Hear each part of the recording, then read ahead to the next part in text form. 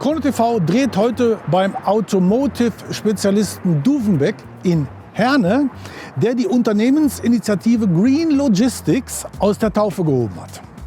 Und ist somit idealer Partner für alle Pkw-Hersteller wie zum Beispiel VW mit deren Maxime der emissionsfreien Lieferkette.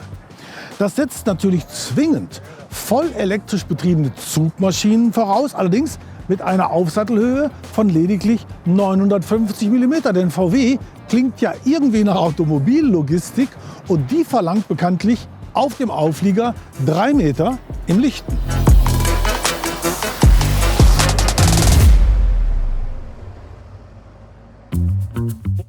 Und hier kommt der E-TGX von MAN ins Spiel. Mit seinen 6 Batterien mit jeweils 80 Kilowattstunden nutzbarer Kapazität kommt er auf eine Reichweite von rund 500 Kilometern und wuchtet ca. 10,4 Tonnen auf die Waage. Die Zugmaschine wird aber auch mit 4 oder 5 Batterien ausgeliefert und letztere kommt dann auf ca. 9,6 Tonnen Gewicht. Aber selbst mit den 6 Batterien reichen dem MAN 3750 mm Radstand.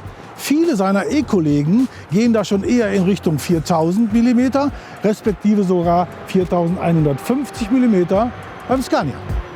Die Logistik für das VW-Werk in Wolfsburg geschieht im Begegnungsverkehr. Dafür fährt hier in Herne der vollbeladene Zug los ins ca. 270 Kilometer entfernte Peine und dort auf dem Autohof werden dann die Auflieger getauscht. Die Strecke kann man in der Regel gut in 4 bis 4,5 Stunden packen und die dann anstehende Fahrerpause wird genutzt, um ein paar Kilowattstunden nachzuladen. Denn gerade auf der A2 ist ein Sicherheitspuffer sehr ratsam, denn da ist der Stau eher Programm. Denn Ausnahme und damit einher gehen bekanntlich sehr viel energieverzehrende Anfahrvorgänge.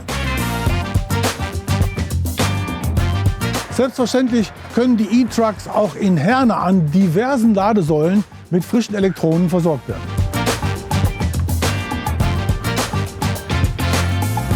Das Beladen der Krone Megaliner geschieht bei Duvenbeck immer paarweise und zwar auch immer von der Fahrerseite aus. Somit steht ein Zug mit dem Heck zum Lager und der andere mit der Stirnwand.